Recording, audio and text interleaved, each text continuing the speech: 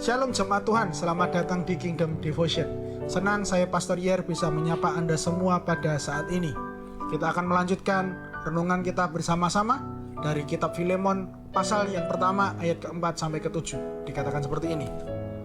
Aku mengucap syukur kepada Allahku setiap kali aku mengingat engkau dalam doaku, karena aku mendengar tentang kasih-Mu kepada semua orang kudus dan tentang iman-Mu kepada Tuhan Yesus. Aku berdoa agar persekutuan-Mu di dalam iman turut mengerjakan pengetahuan akan yang baik di antara kita untuk Kristus.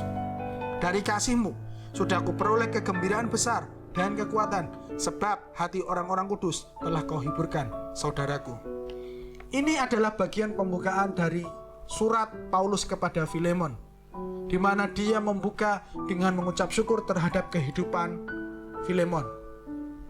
Meskipun sudah lama Paulus tidak bertemu dengan Filemon, tetapi Paulus masih mendengar berita yang baik tentang kehidupan Filemon.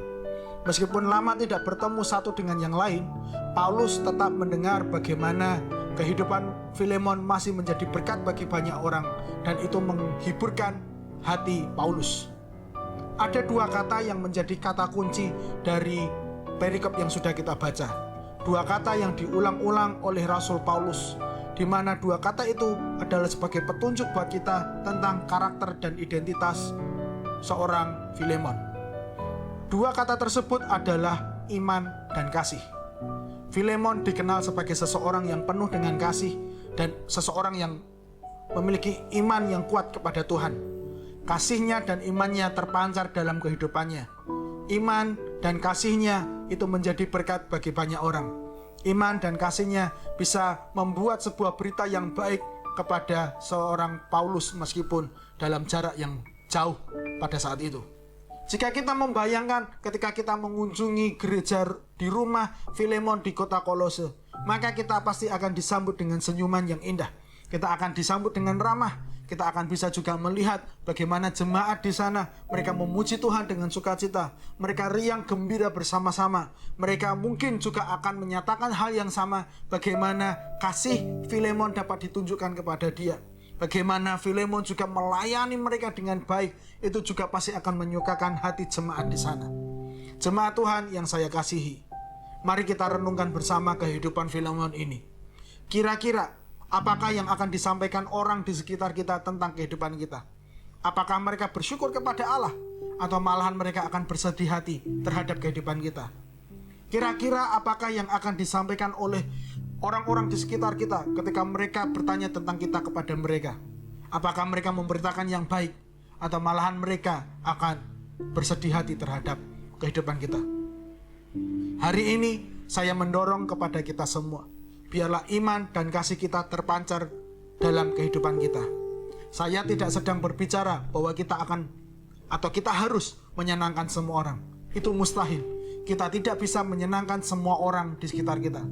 Tetapi ketika kita memiliki hati yang tulus kepada Tuhan, ketika kita memiliki iman yang benar-benar kuat kepada Tuhan, ketika kita memiliki hati yang benar-benar murni, maka iman dan kasih kita pasti bisa memberkati orang-orang di sekitar kita. Biarlah kehidupan kita terus menjadi berkat bagi banyak orang di tengah pandemi saat ini.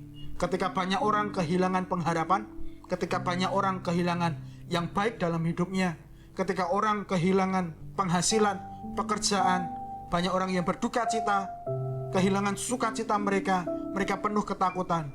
Dan biarlah kehidupan kita dapat membuat keadaan menjadi lebih baik dalam kehidupan mereka, di mana iman dan kasih kita bisa terus terpancar dalam tingkah laku kita. Saya berdoa kita semua akan menjadi berkat bagi orang-orang di sekitar kita. Mari kita datang kepada Tuhan.